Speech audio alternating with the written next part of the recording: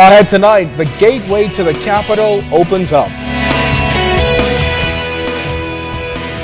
Also ahead, an update on Bahmar negotiations as the one-year countdown to completion approaches. And are those 12-hour shifts shutting down crime? The National Report starts now. Now in HD.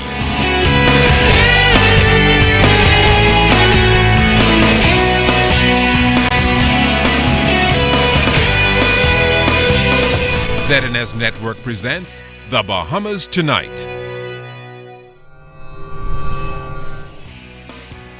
This segment of the news is brought to you by BTC, powered by Lime. Good evening, everyone. I'm Kishla Adderley. And I'm Kendino Knowles. Thanks for joining us. Topping the news tonight, the International Monetary Fund, IMF, has revised its forecast for the Bahamas, among other global economies. In a statement from the Ministry of Finance, State Minister Michael Alquitas said the designation does not affect the country's credit worthiness. Now, Minister Alquitas, who is in Washington, where he met with officials of the IMF and World Bank Group yesterday, says the IMF expressed confidence in the economic program being employed to reverse the deterioration of public finances. We can see from the latest publication of the Central Bank of the Bahamas that we're starting to see its deficits go down. And so I just wanted to make the point that even though growth rate has been revised downwards, that is not an indication of the direction that the Bahamas is going. We're involved in a multi-dimensional process to get the public finances on track, and we are seeing successes in that area. Well, following 750,000 working hours, 2 hurricanes, and manpower of 500 local employees, the Airport Gateway project is finally completed. The 4-lane highway was financed by the China Export-Import Bank and the China Construction Company, assisted by the People's Republic of China, to modernize the capital, linking Thompson Boulevard to Blue Hill Road and continuing on to a reconstructed Moss Road. Now, a new corridor between Stapleton Gardens and new roundabouts were also constructed along with adjacent roads to the Tonic Williams-Darling Highway. Our Janaea Noel Ferguson attended the opening. This is great, you know. We have antique cars, and one good thing is that it's new roadways, and it's very, very good on our shocks, and it's great riding on the weekends. President of the Antique Auto Club, Brandon Folks, could not be happier with the improvements to the roadways that make up the Airport Gateway project officially opened by government officials. He, along with other fast car drivers, bikers, and motorists, are taking full advantage of the new thoroughfares that now make driving easier. Prime Minister Perry Christie acknowledged that the project was started under the former administration and caused much debate during the election campaign. It attracted considerable critical observations from myself and others, because at the time we thought that the roadways could have been built by Bahamian contractors, and we thought a golden opportunity was being missed towards enabling those Bahamian contractors to participate in the roadworks. So much to our pleasant surprise, that became the result. Deputy Prime Minister and Minister of Works Philip Davis noted that the cost was originally estimated at $70 million, but was reconfigured to $104 million due to work allowances. He said the project is now on time and on budget. 125 of the 130 workers were Bahamian, comprising mainly subcontractor crews. In essence, the majority of this work, the significant majority of this work, were being executed by Bahamians and Bahamian companies. The general constructor of this project overcame numerous difficulties with the aims of quality first, delivered the Nassau Airport Gateway with a high-quality standard. With the roadways now completed, head of the Traffic Division, ASP Craig Stubbs, is cautioning motorists and pedestrians to obey all road laws. The speed limit for this new roadway is 45 miles per hour. and there are cases where it's marked 30 miles per hour. The officers from the traffic division will be out and we will enforce the speeding rules and regulations of this new road. Janae Noel Ferguson, ZNS Network News. Deputy Prime Minister Philip Davis also addressing the negotiations with Bahamar over the reconstruction of West Bay Street. Earlier this month, Bahamar officials revealed that the government had already paid more than 50% of the estimated $30 million that's due. The government had also suggested that the matter may go to arbitration, but Minister Davis says that hasn't happened yet and he hopes to wrap up the matter real soon. We are able to arrive at a number that is not in dispute. In other words, headline items, which we could identify as funds being spent, we're able to accept them, and we paid on account of those headline items to demonstrate our good faith efforts to have the matter resolved. How close are you in wrapping that up and making final payment if that's what the government decides to do? How close? It depends. It's difficult to say because I thought I was very close 2 months ago. I thought I was very close 2 months ago, and we're now 2 months later. Is so I would want to give. Bahamar or the government disputing the actual numbers now? No, it's an issue where we have genuine differences that we are trying to work through. In other news, close to 300 pastors attended a crime forum with National Security Minister Dr. Bernard Nottage earlier today. The pastors packed Salem Union Baptist Church to provide their suggestions and recommendations on bringing the country's crime problem under control. Jiminita Swain was there, and she tells us that the minister had a few special requests of his own. Unemployment, illiteracy, and social ills are just some of the challenges pastors say they're confronted with every day. But on Thursday, they shared some suggestions which they feel will assist in curbing those crime statistics. We need a national family planning program in this country. All of us work the area right around our churches. We need to move into the Violence Breakers program where we can actually go into the streets and seek out these young men and sit down and spend time with them, talk to them, find out what is going on with them, and see how we'll be able to offer some assistance to them. I think when there are serious times, some draconian measures must be put in place.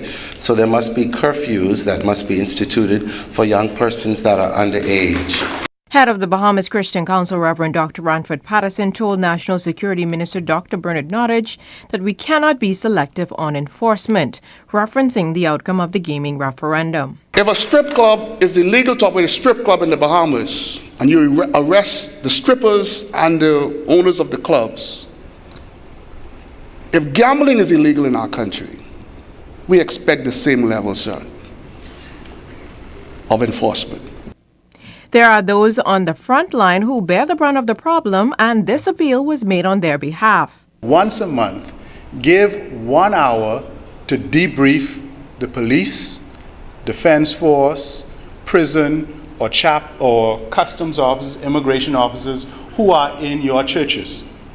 And when I say debrief, give them permission to speak to you freely, to get off of their chests the burdens that they carry. In addressing the crime situation, National Security Minister Dr. Bernard Nottage told the pastors that a number of programs have already started targeting at-risk youth. I would like you to help me in a project called Give Every Child a Father.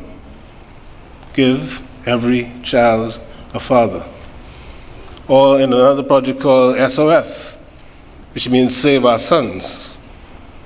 And the third one that we're developing called MACDaddy. MAC being MAC, Men Against Crime. When all was said and done, Anglican Bishop of the Bahamas and Turks and Caicos, the Right Reverend Leish Boyd, said he is firmly convinced that the church has the tools to stem this crime tide, and he encouraged those involved to be relentless and on fire in their fight. Jiminita Swain, ZNS Network News. Well, Assistant Commissioner of Police Leon Bethel says the criminal element has met its match as police continue working 12-hour shifts. The Assistant Commissioner says since the shifts began, crime has been trending downward. A lot of the crimes on the streets have been diminished during the 12 hours. And Bahamian people should celebrate for that, because this is what the Bahamian people are asking for, more police visibility. The next thing is this: once the officers are out there, and something happens, not only that we are preventing the crime from happening, but if, let us say that some criminal is brave enough to commit a crime, we are right there to nab them, and we have seen it in a number of cases during the past 2, 3, 4 weeks. The Central Bank of the Bahamas is appealing the recent vacation ruling handed down by the Industrial Tribunal back in August. The tribunal ruling gives workers more vacation days. Fern Carey has details. A few weeks ago, the Industrial Tribunal delivered what is being described as a landmark ruling, determining that 1 week's vacation equals 7 days and not 5 days, as is the practice in the country, which means that many employees would now have 2 days added to every week of their vacation. The ruling was the tribunal's way of resolving a dispute between the Central Bank of the Bahamas and the Union of Central Bankers. However, the tribunal's ruling is not sitting well with the central bank, and as a result, they filed the appeal. Meantime, President of the Union of Central Bankers, Melanie Munnings, explained what she believes is at the heart of the dispute. We are somewhat lost to understand how is it that the appeal is being made against the Union of Central Bankers.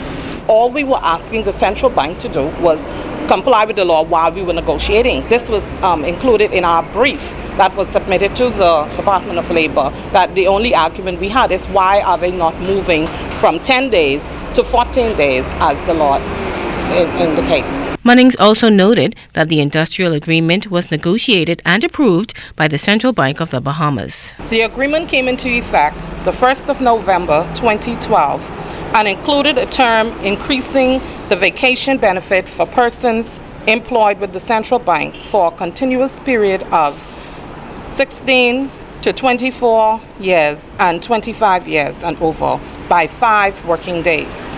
The dispute between the union and the central bank arose out of the implementation of the agreement. Meantime, President of the National Congress of Trade Unions, Jennifer Isaacs-Dodson, believes the case has implications for the entire workforce in the country. I think changing the Employment Act to reflect the same and to ensure that vacation days, that there's no room for interpretation and that the right amount of days are hereby allocated moving forward, I think is an important step to do. However, I think that the Central Bank of the Bahamas and the governor are definitely wrong for taking this matter to court, and that they should just try and settle this matter out of court. Now, in court, the union's attorney Alfred Says asked for the matter to be adjourned. The court agreed and put the hearing off until November 26. Fern Carey, ZNS Network News. 2 digital mammogram machines were commissioned today, one for the capital, the other for Grand Bahama. They'll allow for more precise screening and early detection of breast cancer. The digital mammogram machines are the only 2 of their kind in this region. A commissioning ceremony was held in the grounds of the Princess Margaret Hospital today. Our Cyan Thompson was there.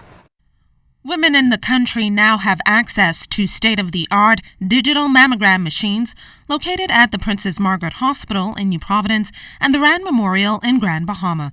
Minister of Health Dr. Perry Gomez thanked the PMH Foundation and Corporate Bahamas for their strong show of support in helping to finance these machines. It is the #1 killer in females in our country. In 2010, the specific mortality rate from breast cancer for women was 7.9%.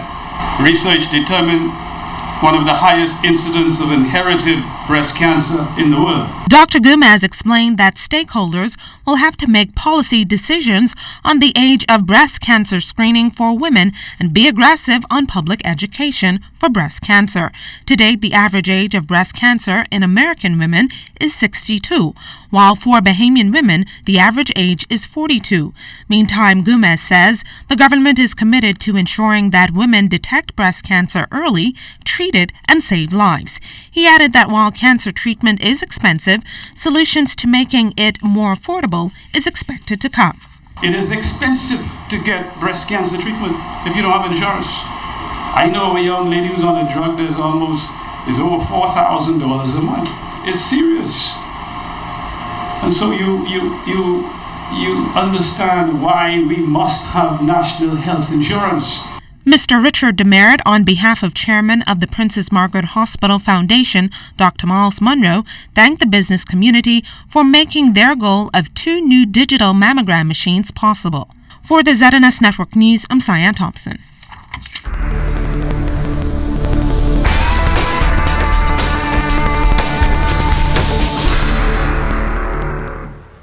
In our first look at weather, the area of low pressure in the far eastern Atlantic showing some signs of development, but outside of our studios just now, we have mostly cloudy skies, temperature 83 degrees, your relative humidity 75%, winds out of the north-northeast at 4 knots, your barometric pressure 1,014.0 millibars, that's 29.94 inches, and it is steady. But stay tuned, temperatures around the family violence, travel, and boating forecast is still to come. Well, straight ahead, the Bahamas signs on to a major agreement. And the actuary report for the National Insurance Board is released. You're watching the Bahamas Tonight.